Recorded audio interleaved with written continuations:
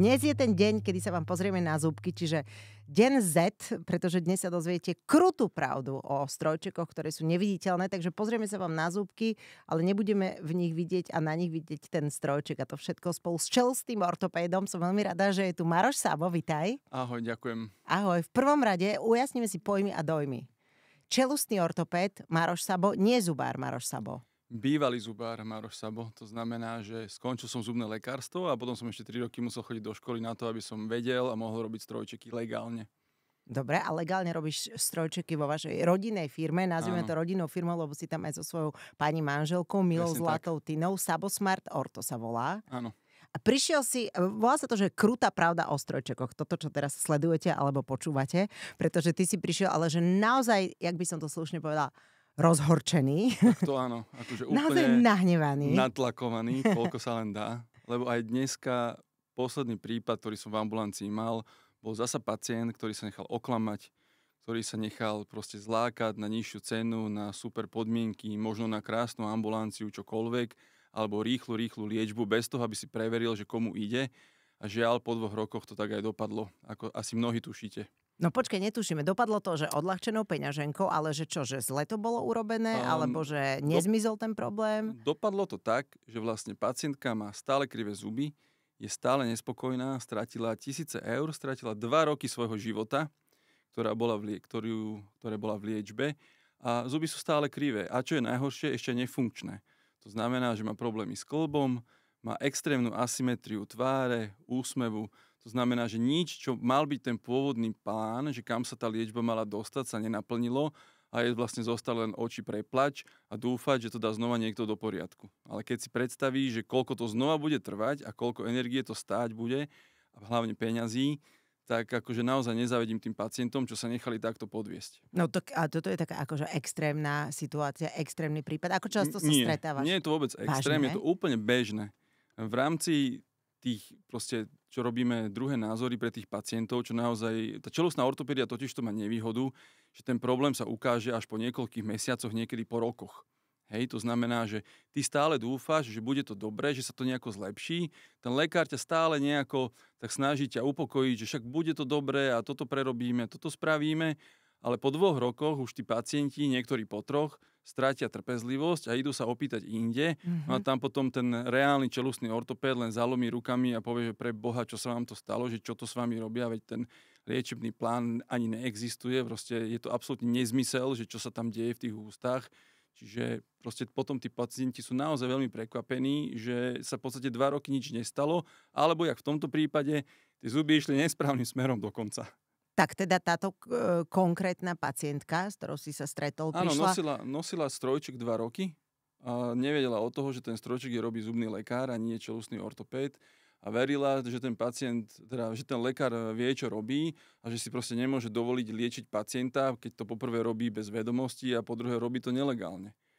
Hej, čiže tam potom v podstate tí pacienti prídu o čas, peniaze a hlavne o zdravie. A aký strojček to bol, ak sa môžem opýtať? Strojček to bol neviditeľný. Bol to fóliový aparát slovenského výrobcu a tak to aj dopadlo.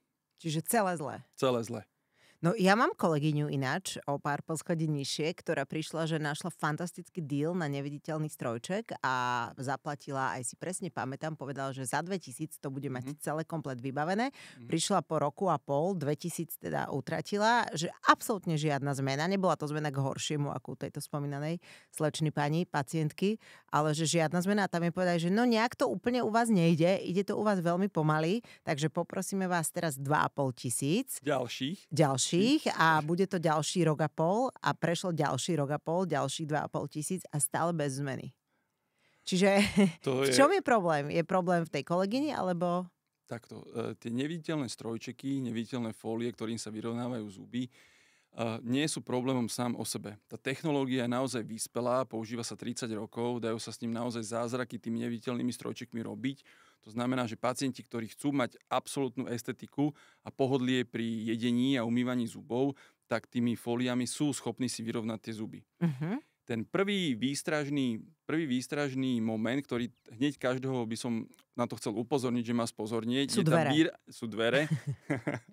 Sú dvere, že kto je ten lekár, ku ktorému idete. To znamená, neverila by si, koľko pacientov po mesiacoch nevie, že kto ich ošetruje. To znamená, že normálne sa pacienti boja sa opýtať, že kto ste. Oni predpokladajú, že keď dojdete do ambulancie a je tam niekto v bielom, že to je automaticky čelusný ortopéd alebo vôbec lekár.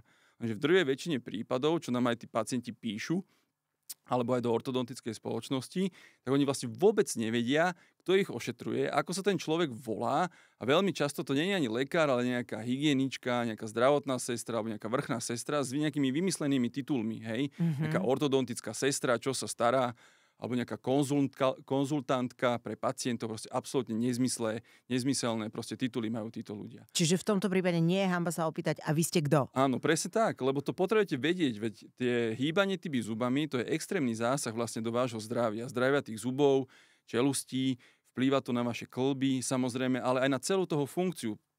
Vplýva to na to, či sa vôbec budete schopní najesť. No jasné. Či budete vedieť rozprávať potom, či to bude stabilné, alebo že či do konca života budete mať stále problémy.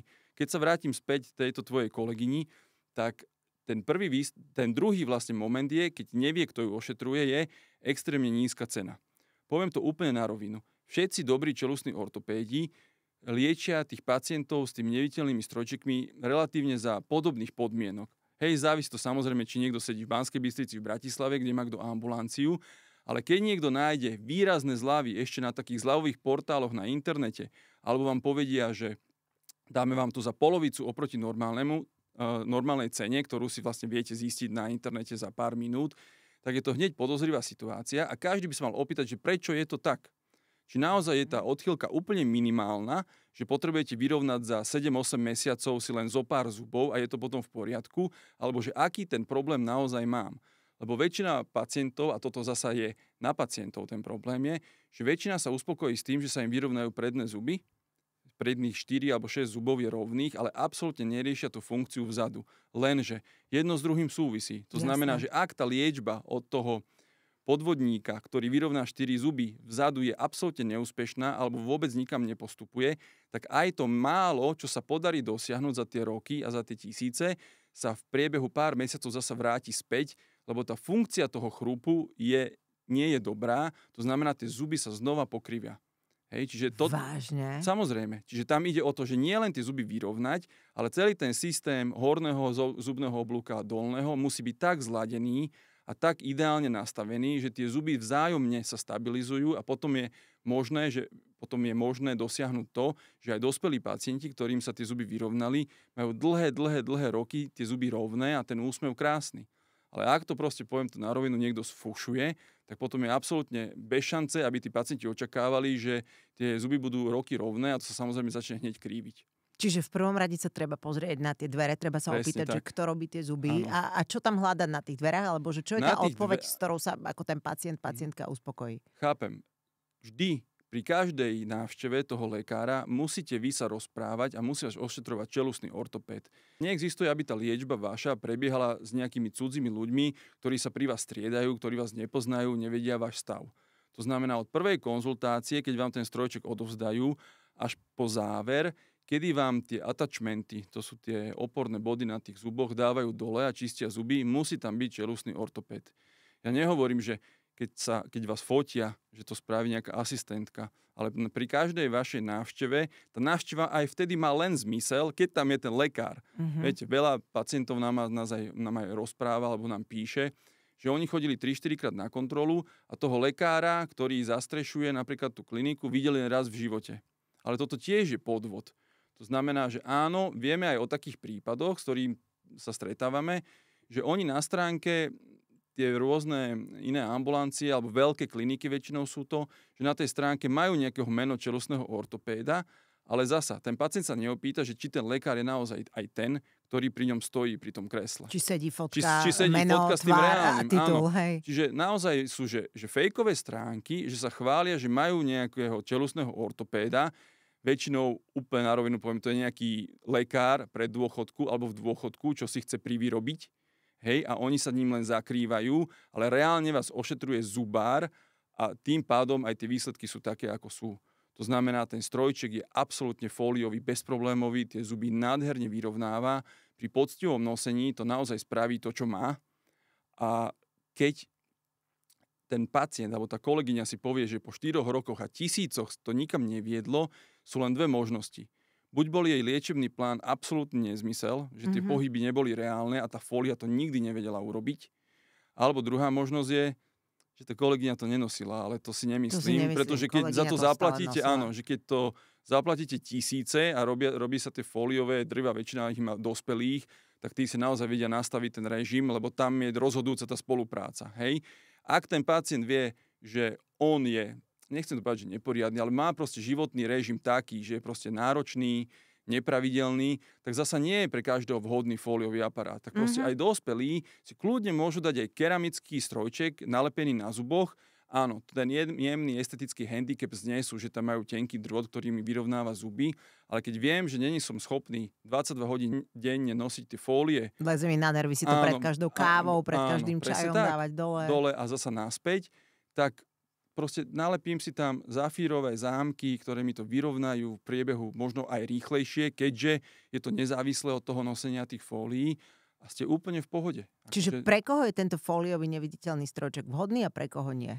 Nebudem tu teraz rozoberať tie klinické veci, lebo samozrejme tie fólie, napríklad, len zjednodušene poviem, fólie milujú veľké zuby. Hej, že čím tie zuby sú väčšie, tým tá fólia... Fólie milujú veľké zuby. To si dá na tričko, to je výborný slogán. Lebo tá fólia, keď má velikánsky zub jednotky, obrovské stoličky, tak ona sa vie poriadne okolo toho v podstate natlačiť. Hej, tie fólie sú extrémne presné. To znamená, čím sú tie zuby väčšie, tým tá fólia sa lepšie vie o ne oprieť a lepšie ich vyrovnávať. Hej? Čiže keď má niekto drobné zúbky ako perličky, nejaké také veľkosti šošovičného zrniečka, tak je lepšie tam nalepiť kovový alebo teda keramický zámok, ktorý to bez problémov potiahne, lebo je to proste prilepené a uchytené o ten drôt. A fólie milujú poctivých ľudí. Hej, to znamená 22 hodín, to akože naozaj platí. Ja tomu verím, môj syn je poctivý, má tento neviditeľný fóliový strojček a on sa o to tak stará. A on je to aj presne na ňo. To je tá dobrá výchova, ale. Ešte nie som si istá, mám kamarátky, ktoré takisto dobre vychovávajú svoje deti, len sú to iné povahy a buď zabudnutí strojčeky, majú x tých krabičiek s tými strojčekmi, ktoré zabudli v škole cez víkend. Toto je prvá vec, čo sa vždycky rodičov pýtam. Stráca vaše dieťa kľúče, zabúda si stále niečo, proste nevie, kde mu hlava stojí, takže keď si niekedy, poviem to tak ľudovo, zabudne aj hlavu, tak to není vhodný kandidát, ale toto platí samozrejme aj pri dospelých, že to je nezávisle, či sú to deti v puberte alebo dospelí. Ako náhle ten režim si vedia nastaviť, tak tie fólie sú úplne ideálne riešenie pre nich. Hovorí sa o tých fóliách nie teda, že sú len jednoduché z hľadiska toho nosenia, aj vôbec takej tej starostlivosti, ale je to aj rýchlejšia liečba, alebo je efektívnejšia? Tá efektivita závisí vlastne čisto od toho nosenia, lebo dá sa povedať, že v podstate tým zubom je jedno, že či do nich tlačí fólia, alebo ťahá ich ten drôt. Je tam troška iný mechanický princíp, že ako fungujú tie superelastické titánové drôty, ktoré vyrovnávajú zuby a ako funguje tá elastická sila tých fólií, ktoré do tých zubov tlačia. Ale v drvivej väčšine prípadov to závisí samozrejme od samotného pacienta a od biológie a anatómie a stavu tej kosti a tých ďasien. Čiže nedá sa povedať, že tá fóliová liečba je rýchlejšia alebo strojčeková je rýchlejšia. Závisí to čisto je to individuálne od konkrétneho prípadu a závisí to od toho, že ako ďaleko tie zuby sa musia hýbať. Hej, tak dlho tá liečba bude trvať. A ty si, Maroš, nosil strojček niekedy? Moja mama je tiež čelusná ortopédka, čiže ja sa priznám, že ja som nosil klasický snímateľný aparát ešte, ako dieťa, keď som mal 7-8 rokov. To bolo takéto rúžové. To bol na taký mierny, áno, taký vybrateľný živicový aparát, čo sa vkladalo do úst. Mne tým taký mierny predkus liečili, lebo prečo nie, však keď som doktorské dieťa samozrejme, tak dáme mu všetko, čo vieme. A potom ako dospelý som ešte chvíľu nosil fóliový aparát na dolné zuby. To je vlastne najčastejšie u dospelých je stesnanie dolných rezákov, čiže ešte na to som mal chvíľu fólie. Ale priznám sa, že som testoval si aj kovové strojčeky, lebo z mojej takej nátury všetko, čo tým pacientom som robil, som si na sebe vyskúšal, aby som naozaj sa vedel vcítiť do toho, že ako je to nosiť aparát, ako je to mať nalepené zámky, ako je to, keď vám uťahujú drôty, hej, a dávajú tam tie drôtiky a keď vás škriabe drôt a otlačajú zámky, ako je to dávať si tú fóliu. Čiže ja naozaj viem už odhadnúť, aj tých pacientov potom lepšie na základe mojich osobných skúseností s tými aparátmi, že čo je pre koho vhodné. Lebo nie je každý vhodný kandidát na fóliové aparáty, nie je každý vhodný na fixné a tak ďalej. A ty si ukážeš tie spodné zuby? Neukážem. Mám ich krivé zasa. Znova sa mi pokrivil jeden zub, lebo samozrejme... Ale ja vôbec nevidím, že máš úplne rovné, pekné zuby. Mám, ale jeden mám trocha donútra, ale lebo... ty si taký kritický na seba. Občas. Počúvaj, a ja niekedy som sa zadívala na tie spodné zuby, teraz jak sledujem tie zuby môjho syna, jak sa mu pekne vyrovnávajú. Myslíš, že ja na tie spodné zuby potrebujem strojček? Nie. Nepotrebujem, že? Nie. To od oka hneď vidíš? Áno. Čiže čisto to je estetická záležitosť, ten strojček? Áno. Ktorý strojček? Na pokrivené dolné? U teba áno. A na pokrivené dolné. Áno, pretože takto. Ono to závisí, že ako sú tie zuby stesnané. Pretože čím sú krivšie zuby, tým sa častejšie viac sa na nich ukladá povlak a tým sa ťažšie čistia. A robia sa tam kazy. A robia sa tam zasa kazy. Čiže to nie je len estetická záležitosť. Nie je to len estetická záležitosť, ale zasa to závisí od konkrétneho pacienta, lebo aj keď má človek krivé zuby, neznamená, že sa mu pokazia, keď tá hygiena je zvýšená. Hej? To znamená, že pri krivých zuboch neznamená automatický kas. Je tam len väčšie riziko kvôli tomu, že tá stiažená hygiena kefkou, zubnou niťou je oveľa náročnejšia. Čiže a čo môže spôsobiť, keď sa o tie zuby tak nestaráš? V podstate, keď to zanedbávaš? Závisí, kto to zanedbáva. Či deti, alebo ich rodičia. Lebo my robíme veľmi veľa detských pacientov a tam tá najčastejšia diagnóza na Slovensku je predkus. Ako častá? 2/3 detí, čo prídu, majú vždy predkus. Uh-huh. A zvyšok je taký elegantný názov, to má, že predčasné straty mliečnych zubov. To znamená len, že tie deti prišli o mliečne zuby oveľa skôr, jak by mali. To znamená, že nevypadol zdravý zub mliečný, ktorého korunku vytlačil trvalý už, ktorý tam narastol, ale tie zuby boli buď neošetrené, alebo pokazené, alebo museli byť vytrhnuté, alebo boli extrémne zapálené a tak ďalej. Čiže toto je tak pol na pol.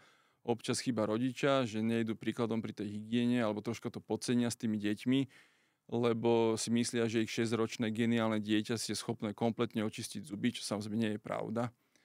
Ale na druhej strane to podcení mnoho lekárov zubných, pretože ešte stále, bohužiaľ aj v 21. storočí na Slovensku prevláda ten názor u mnohých, že mliečne zuby sa neošetrujú a neblombujú, lebo však raz vypadnú. Že nechajú tie mliečne zuby normálne? Nechajú ich normálne vyhniť, áno. Pokaziť sa, vyhniť. To musí ale bolieť tie deti. Ono to bolí len chvíľu, lebo potom, keď ten zub sa rozpadne a v podstate ten kas, tá diera v tom zube je otvorená, tak ono to v podstate dá sa povedať ľudovo, že to ako keby to dýchalo, že proste ten zub nebolí až v prípade, že sa ten kas upchá nejakými zbytkami potravy a to sa potom zapáli a potom ten zub sa dá už len vybrať, lebo je proste kompletne zdeštruovaný. Prečo potom treba ošetrovať tie mliečne zuby? Že aké sú tam rizika? Tie zuby sa musia ošetrovať hlavne kvôli aj všeobecnému zdraviu, lebo nikto nechce mať deti, ktoré majú proste akutné alebo že chronické hnísavé zápaly v ústach z pokazených zubov, lebo hej, to si viete predstaviť, že máte v zube dieru, tam sa ti natlačí jedlo, ktoré kým odtiaľ nevyhní sa, nerozloží sa, tak to odtiaľ proste vyteká, čiže s tým sú spojené všetky tie veci, čo si tam tie deti pestujú. Akože to nie je zriedkavý obraz, že príde dieťa, má každý druhý mliečny zub pokazený a človek do toho fúkne tou našou pištolou, čo skontrolujeme tie zuby a vyletí odtiaľ ešte jedlo spred týždňa. Z Vianoc. No, alebo z Vianoc. No, tak to si viete predstaviť, že ako to vyzerá, vieš si predstaviť, že ako to vyzerá, že čo v tom zube všetko je, aké baktérie a čo sa tam všetko nachádza. A to nemusí byť vždy preto, že zanedbali rodičia, ale možno naozaj z tej nevedomosti. Ono je to taký kombinovaný problém, lebo veľmi často sa stretávam s tým, že ten rodič sa spoľahne na zubára. Že on vlastne vie, čo robí, on je odborník a keď im ten zubár povie, že to je v pohode, tak je to v pohode. A už to nikdy neriešia. Že veľmi málo rodičov máme, čo naozaj si dajú, že mne sa to nejako nepozdáva, veď ten môj syn, dcéra má už proste fakt, že čierne diery v tých zuboch a skúsia si spraviť ten rešerš, niečo si pozrú na internete, alebo skúsia iného zubného lekára, ktorý im to proste ošetrí. Väčšinou je tam absolútne slepá dôvera tomu zubnému lekárovi a toto sa vlastne potom prenáša aj neskôr na tí strojčeky, lebo zasa to je taká motivácia, že na Slovensku je motivácia spraviť všetko rýchlo a lacno, bez ohľadu na dôsledky. Čiže aj ďalší taký moment, kedy by človek mal spozornieť je, keď ten strojček, že ide rýchlo. To znamená, že vy ešte len prídete na konzultáciu a odchádzate už so zaplatenou zálohou a naskenovanými zubami. Hej, to tak nemá byť? No tak to je, že absolútne to tak nemá byť. Proste ten postup je naozaj daný, nie len akože zákonne, ale aj samozrejme z medicínskych dôvodov. Je, že prvý termín je vždy len konzultácia. To znamená, že na prvom termíne sa rodič, pacient, dieťa musí len dozvedieť, že čo mu je. Ten ďalší termín... Či je vôbec indikovaný ten strojček. Či vôbec ten strojček treba alebo netreba. Až ten ďalší termín, ešte stále nie je strojček, až ten ďalší termín sa robí len dokumentácia. Keď sa robí dokumentácia poriadne, ako sa má, tak to máte skoro hodinový termín a okrem tej dokumentácie sa zasa nič iné nerobí.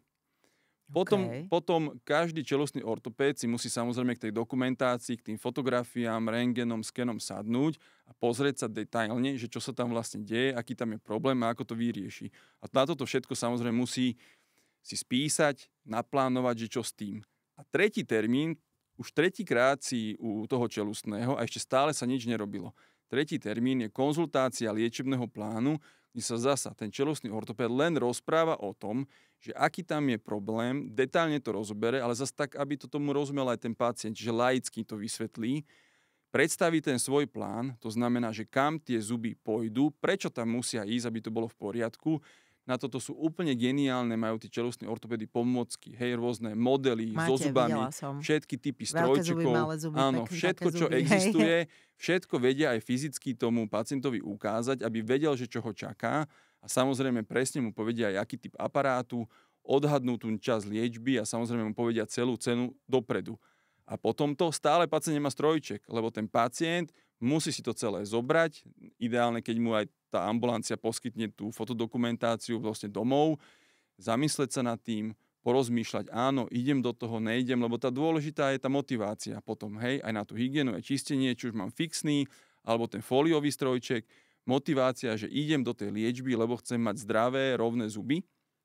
Čiže až potom, keď ten pacient povie, že dobre, súhlasím s plánom, súhlasím so strojčekom a súhlasím s vašimi cenami, až na 4. termín reálne sa niečo v tých ústach robí.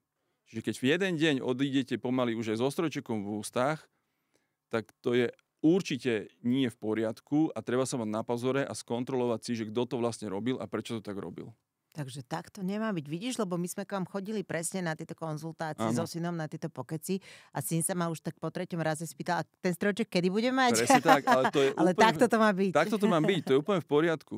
Lebo čo je zasa taký, by som povedal, že taká nemilá vec, čo je teraz je absolútna novinka, že vy sa objednáte niekam na konzultáciu, akože pacienti sa objednajú niekam na konzultáciu, prídu tam a nie je tam doktor. Nikto tam nie je. Je tam len nejaká recepčná. Oni vôbec nepovedia, že tam nie je žiadny lekár, naskenujú im zuby, potom to pošlú niekam a potom tým pacientom volajú, že ste vhodný kandidát, dojte si o 2 týždne pre strojček. To sú že úplne že šialené historky, čo máme. Áno, to úplne že smrteľne vážne. Normálne si nájdete ambulanciu, dojdete tam, zasa, to bol ten prvý moment, pýtaj sa, kto stojí proti tebe. Zisti si, že či tam je doktor. Keď tam není doktor, ty sa nemáš ako pacient, čo baviť s recepčnou, hygieničkou, so sestričkou o svojom zdravotnom stave. Treba zobrať nohy na plecia a utekať kade ľahšie a nájsť si reálneho čelostného ortopéda, ktorý si na teba nájde čas. Počkaj, ale Maroš, toto je normálne legálne? Není. Toto absolútne není legálne. Štát o tom vie, že sa to deje. Štát tam dáva absolútne smiešné pokuty, pár stoviek eur a tieto ambulancie rýžujú na tých ľuďoch, že tisíce. Tisíce a tisíce. To je zlatý dúl. To je úplne zlatý dúl, lebo proste ľudia sa nechajú zlákať tou nižšou cenou a tou rýchlosťou a malo by to byť úplne presne naopak. Treba si uvedomiť, že tá liečba trvá niekoľko mesiacov, niekedy aj 2 roky. A aby ste sa zverili do rúk absolútneho proste diletanta, tak toto vám nestojí za to riziko, že čo vám ten človek s tými zubami dokáže spraviť. Lebo tak, jak tie zuby sa dajú narovnať, tak tie zuby sa dajú aj vytiahnuť z kosti. To je prípad z minulého týždňa, keď príde pacientka, ktorá 4 roky nosila fólie. Po 4 rokoch fólií Tie zuby vyzerajú šialene, akože nechcem to tu ani popisovať, lebo normálne až mi mráz behá po chrbte, keď si na to spomeniem, ako to vyzeralo v tých ústach. Spravili sme jej kontrolný rentgen, lebo sa mi to nepozdávalo, ako to tam už doslova že ležalo, že nie, že zuby stoja v ústach, hej, ale ležali v tých ústach. Tam asi 8 zubov bolo úplne mimo kosti.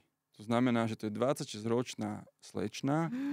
Pol roka pred svadbou bola, tá sa tam normálne že zrútila, lebo to znamená, že to je že takmer nezachrániteľné. Čiže ona potrebuje transplantácie ďasien, doplňanie kostí, tie zuby sa musia rokuce fixovať a aj tak jej nikto nezaručí, že či to vydrží 2, 3 alebo 5 rokov, potom sa to vykýve, celé to vyletí von a musí ju čaká, môže si otvoriť účet a za 20 000 implantáty do prednej časti, hej, lebo to sú samozrejme, tie zuby, čo sú najjazykovejšie, sú predné rezáky, horné a dolné. To znamená, pri nesprávne nastavenej liečbe tie zuby sa neuložia, nestoja proti sebe skoro kolmo, tak jak by mali, ale vám vyletia dopredu. To sa volá ľudovo kačací profil, hej, to sú také tie klapačky, tie zuby, že proste tie zuby nestrihajú jak nožnice, ale že sú to jedlo, ale sú strašne voči sebe na plocho a tým pádom si oni robia zle. Že tam je extrémne ostrý uhol, ktorým sú tie kontakty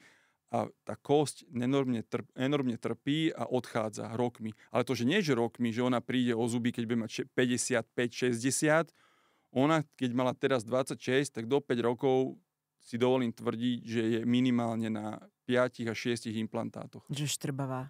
30-ročná. To je strašné. Je. A to si za 4 roky nevšimla, že niečo nie je OK? Ale to není jej úloha si to všimnúť. To je úloha toho, kto to robil. No lenže keď to je zubný lekár, ktorý to kontroluje raz za pol roka, lebo väčšinou ide o biznis.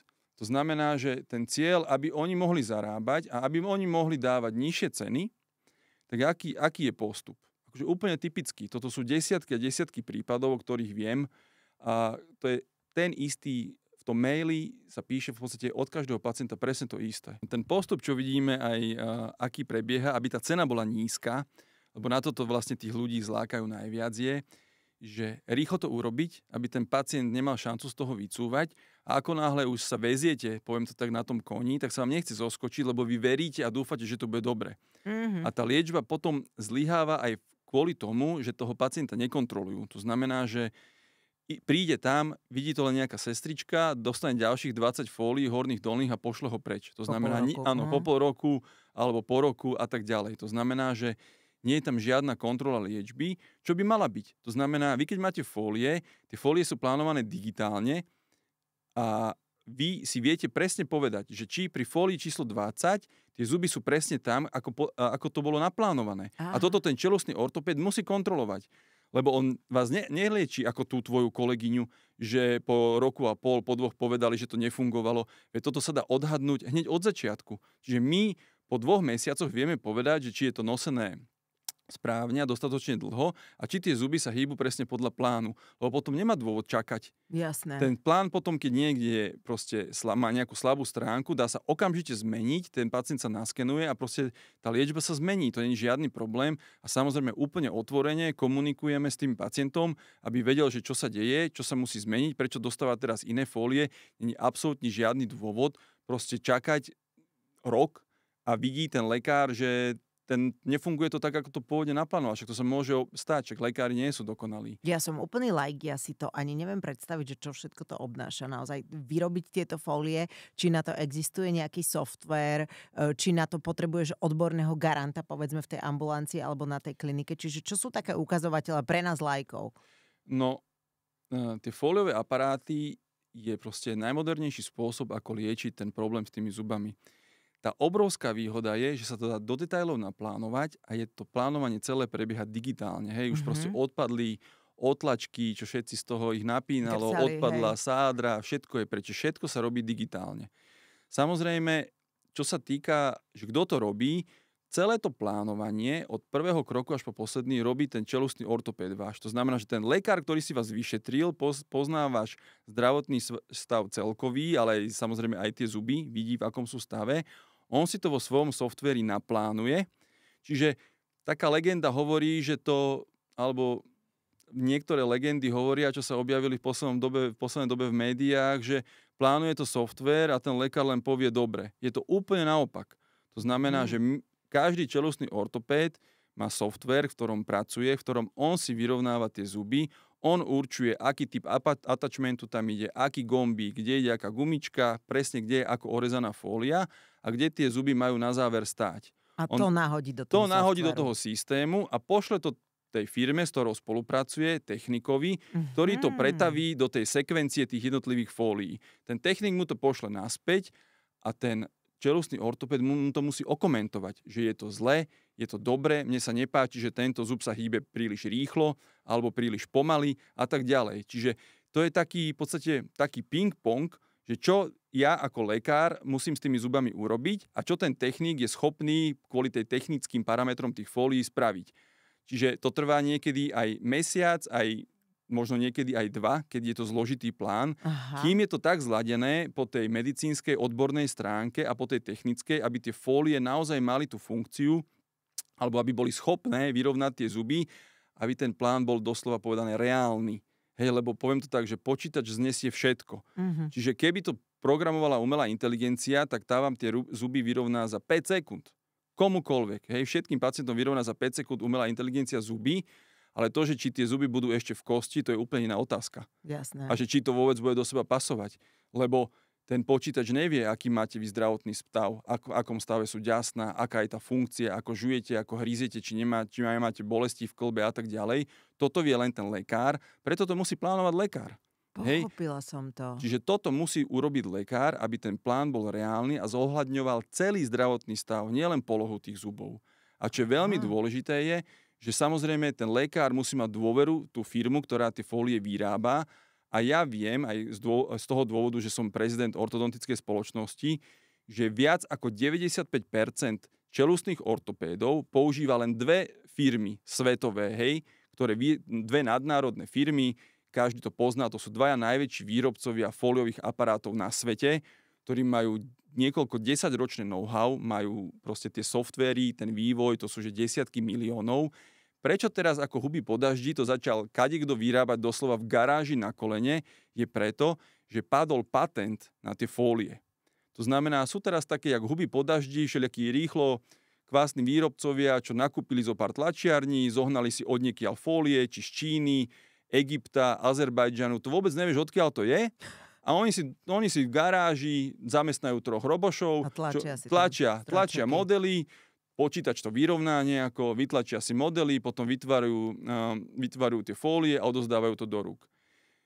Drvivú väčšinu týchto fólií, ktoré sa nevyrábajú, poviem to tak, že v zahraničí, alebo nevyrábajú títo 2, sú problémové. Lebo aj štandardná napríklad výmena tých fólií je každý týždeň. Máme veľa pacientov, čo tie fólie niektoré nosia 2-3 týždne v kúse. A to tiež ten človek si musí porovnávať, že keď tá fólia drahšia, hej, toho amerického výrobcu napríklad, alebo nemeckého, to je jedno, je schopná to spraviť za týždeň, prečo ja musím tú istú nosiť 2 týždne? Potom sa mi farbí, potom si musím čistiť, potom mi ten lekár predá ešte nejaké čistiace tabletky, všelijaké vaničky, umývacia, neviem čo. Však ja chcem mať to najlepšie. Čiže tam nie je to, že ja to chcem mať čo najdrahšie, ale ja chcem tomu môjmu pacientovi poskytnúť ten najlepší servis, najdlhšiu záruku na to, aby tie zuby boli dokonale rovné a to najkvalitnejší výrobok, aký momentálne je k dispozícii. A preto my spolupracujeme s tými Američanmi a nie so slovenským výrobcom z Hornej Dolnej, ktoré to proste robí rok. V garáži? V garáži, doslova. Absolútne netuším, kto to je, odkiaľ má fólie. U nás žiaľ, z Azerbajdžanu, Egypta alebo Číny, ale to povedal. Nikto nevie, lebo pretože na Slovensku to nikto nekontroluje, aj keď my sme žiadali proste štát, pozrite sa na to, zistite si to, kto to robí, prečo to robí, ako to robí. Veď tie fólie si zober, že má človek 2 roky v ústach. To hej, musí pri tých ťažších. Ináč, to môže byť teraz, aj nebezpečné. Však to je, pretože za tie 2 roky sa v úvodzovkách hovorí, že za 2 roky ty 2 tie fólie zješ. No jasné. Pretože jak to máš v ústach, plus sa ti to obrusuje. Áno, človek... a celý ten mikroplast, čo máš ešte z iných zdrojov, čiže tie fólie sa opotrebovajú, šúchajú, že tie fólie musia byť absolútne 100% bezpečné. To znamená, nemôžu žiadne toxické látky obsahovať, nejaké karcinogény a neviem čo ale všetko. ty si ma, Maroš, vystrašil normálne. Ale to tak je. Akože toto je bohužiaľ krutá realita, čo sa na Slovensku momentálne deje, že tu sú v obehu proste tisíce aparátov a tisíce ľudí sú liečených s materiálom, v ktorých nikto netuší zo štátu, že čo v tom materiáli je a kto to akým spôsobom vyrobil. Lebo ešte najhoršie. Nie len tá fólia. Čo je horšie ešte? Je horšie aj to, že vlastne ten štát by si nemal kontrolovať len tú samotnú fóliu, ale aj ten model, z ktorého je to vytlačené. Pretože keď ten model nie je vyrobený v certifikovanom laboratóriu a že naozaj tam nie sú všetky tie bezpečnostné parametre dodržané, tak tá živica, z ktorej sa tlačia tie modely, musí byť že veľmi dobre spolymerizovaná. To znamená, že stuhnutá. Ako náhle tá živica zostane všelijaká taká, že nestuhnutá, proste zle spracovaná, tak ten materiál, z ktorého sa tlačia tie modely, nechcem vedieť. Je, akože to je, že reálne toxický. Akože, aby si to vedela dať do súvislosti. Tí technici, čo to robia, že čo s tými modelmi pracujú, tak výrobca im doporučuje, aby mali dvoje rukavice. A teraz, ty keď nevieš, kto ti to vyrobil, kde ti to vyrobil, že či z tých živicových modelov, tá tekutá živica, tá je najväčšia chemická kaša, ktorú si vieš predstaviť, či sa ti z toho nedostala na tie fólie, čo si ty potom dávaš do úst, tak ti nikto... Alebo tvoje dieťa hlavne. Alebo hlavne tvoje dieťa, tak absolútne netušíš, že čo sa vlastne s tými fóliami v tom tele deje a koľko z tých fólií, kde sa ako uloží, či to zostane v pečení, či to ide do obličiek, to nikto ešte nevie, že ako dlhodobé následky to môže mať. A preto my používame len proste certifikované, overené, oni proste to je... Ja som sa bavil s jedným nemeckým výrobcom, on im povedal, že im 2 roky im trvalo, kým si ten celý výrobný proces nechali schváliť a certifikovať. To bolo toľko kontrol a všetkého možného, aby splnili tie parametre, aby tie fólie mohli vyrábať. U nás si kúpiš tlačiareň, objednáš si fólie, neviem odkiaľ, za týždeň tu máš v obehu desiatky ľudí s tvojimi fóliami. Lebo dobrá cena. Ale na druhej strane nikto nechce, aby jeho dieťa chodilo 2 roky s azbestom v ústach. No, to nechce, ale to lebo je proste... Lebo to nevie. To je zodpovednosť. Áno, to je zodpovednosť, lebo čelostný ortopéd, ktorý to robí legálne, on nemá dôvod klamať. No. To znamená, že ty máš na tom svojom balení tých fólií, to máš presne výrobcu, šaržu, všetky tie kódy, čo tam treba, kontakt, presné meno lekára tam je napísané, že ktoré hovorí o tom, že kto to dal vyrobiť, kto je za to zodpovedný. Lebo zasa je taká legenda, ktorá hovorí o tom, že keď to nefunguje, tak ten lekár to chce zvaliť na tú firmu. Tá firma to nemá s tým nič spoločné. Hej, to znamená, že tá firma nejako nezaručí za to, že ty budeš mať rovné zuby, že to bude fungovať. Za to je kompletne zodpovedný lekár. Ten lekár je za tú bezpečnosť tiež zodpovedný. To znamená, si neviem predstaviť, že niekto mi dá, že ja ako lekár by som používal nejaký materiál, o ktorom nič neviem, to vyrába, ja neviem, Ferdo Mravec niekde. Hej, akože naozaj, kdekoľvek. Lebo taká situácia momentálne u nás je. Ale na druhej strane, vieš, pravda je, že ľudia rátajú každú korunu, každý cent, každé euro a že tie neviditeľné strojčeky sú drahé. Sám si povedal, že to je zlatý dúl. Áno. Prečo sú také drahé? Lebo vieš, práve preto ruka v ruke ide s tým, že sú tu takéto skémy, že to niekto pokutne v Hornej Dolnej v garáži vyrába z fólie z Azerbajdžanu a ľudia na to skočia, lebo chcú lepšiu cenu. Áno. Tá cena sú 2 dôvody.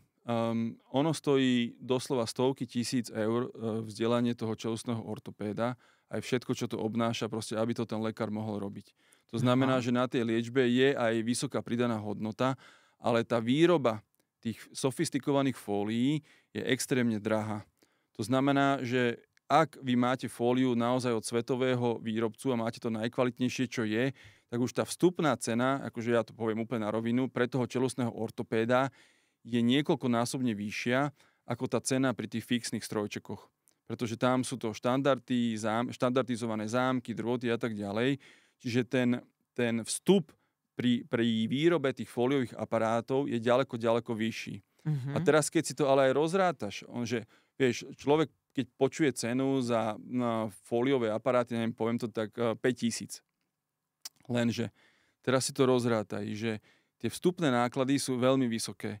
5 000 znamená, to je napríklad cena amerického výrobcu s neobmedzeným počtom fólií, s 5-ročnou zárukou. Neobmedzený počet Aha, fólií. To znamená, nie, že liečba bude od do, presne ale tak. liečba bude, kým sa nevyrieši Pretože ten problém. aj toto je zasa úlohou čelusného ortopéda, aby to odhadol, že či je schopný to spraviť do roka za nejakých 40-50, alebo naozaj to je náročný prípad. A potom sa stane to, čo tej kolegyni, že oni si tipli, že spravím to za 20 fólií alebo 30, potom to nevyšlo a nechám tých pacientov doplácať. Mm-hmm. Že tam sú aj také rôzne balíky. Prevažná väčšina tých pacientov potrebuje, že neobmedzený balík, to znamená, že jedna cena, aby vedel ten pacient, že naozaj dostane koľko fólií bude potrebovať, toľko ich dostane. Tá liečba bude trvať zhruba 2 roky. Viem si to rozrátať na splátky, všetci moji kolegovia, my takisto to nechávame pacientov akože splácať, čisto na gentlemanskej dohode a je na to aj záruka. To znamená, že keď o 3 roky sa niečo pohne, tak tá firma stále vie tých 5-10 fólií na novo dotlačiť, aby proste tie zuby ste mali rovné, keď z nejakého dôvodu nenosíte poriadne. Tí pacienti, keď nenosia tie udržiavacie aparáty, napríklad to je jedno. Proste vy si platíte za naozaj exkluzívny servis, exkluzívnu kvalitu a myslím si, že keď sa to rozráta na nejaké mesačné splátky, tak to nie je viac ako váš účet za telefón. Že to je znesiteľné potom. To je potom znesiteľné. Akože vychádza to pri tých fixných strojčikoch možno 60-70 eur, tak fóliové vás budú stať 150 eur mesačne. Povedzte si to tak. A keď už teda viem, že čo to má obnášať, viem, ako má vyzerať ten proces, aby som mu verila, aby teda aj splnil ten svoj účel, ako si nájdem toho svojho čelustného ortopéda? Čelustného ortopéda si nájdete veľmi ľahko. A to je... Treba si najskôr zistiť, že či ten človek, komu chcete ísť, koho ste si našli na stránke, je vôbec čelustný ortopéd. Na to sú normálne oficiálne zoznamy, kde si to viete na internete pozrieť.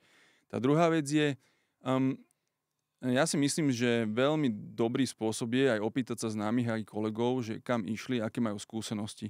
Lebo predsa osobná skúsenosť s niekým hovorí veľa, ako len pekná internetová stránka. Mm-hmm. A ten posledný krok by mal byť, že ten lekár sa vám nehanbí predstaviť a na začiatku vám úplne úprimne povie, že či to dieťa, ten pacient je vhodný na nástrojček fóliový alebo nie je a hlavne s vami komunikuje. Úplne otvorene. Nie je úplne reálne, aby 100% ľudí, čo príde čelustnému ortopédovi, bolo 100% výstupu z toho bolo, že každý má strojček. Nepotrebuje každý strojček. Si povedal 2/3 detí. Áno, čiže presne tak. Čiže zasa, keď sú možnosti, že tá liečba, lebo existuje taký výraz v angličtine, to sa volá, že overtreatment. Mm-hmm. To znamená, že ideme niečo riešiť, čo je absolútne zbytočné a nepotrebné. To je tak, ako keby som ja tebe ponúkol, že ti za 3,5 tisíc pohnem ten jeden rezák, čo máš milimeter posunutý, ale vystraším ťa, že Páne Bože... Mám posunutý rezák? Trošičku. Ale čo je rezák? Dolný 2 máš trocha do boku. Teraz mi hovoríš? Hodinu sa mi pozeráš do úst? Ja sa ti nepozerám do úst, pozerám sa do očí. Dobre. Vážne, ty nie si deformovaný, že sa ľuďom pozeráš do úst? Tak dobre, tak si ma odhalila, čo? Už pozerám sa na zuby. Lebo není to žiadny dôvod. Ale keby som bol biznismen, ti poviem, že máš to krivé, bude sa ti to káziť, nevieš si to určite čistiť, proste zhodím ťa samú pred sebou a ja ti to som schopný predať, poviem to rovno, akože ja si tak verím, že proste ja keď sa do toho opriem, ale to je akože moja zasa profesijná česť mi nedovolí proste takéto veci absolútne nerieši, to je potom že úplná dobrovoľná vec. Hej, čiže ide o to, ako sa ten pacient sám seba vníma. Aha, to znamená, okay. že keď tebe to nevadí a ty si s tým úplne OK, čo je úplne OK a vôbec by som to neriešil. Ani neplánujem. Presne tak. Takže není absolútne na to dôvod na to proste sa toho dotknúť a zbytočne od tých ľudí lákať peniaze. Ale za to si dám zväčšiť spodnú peru, aby mi zakryla tie zuby, žartujem.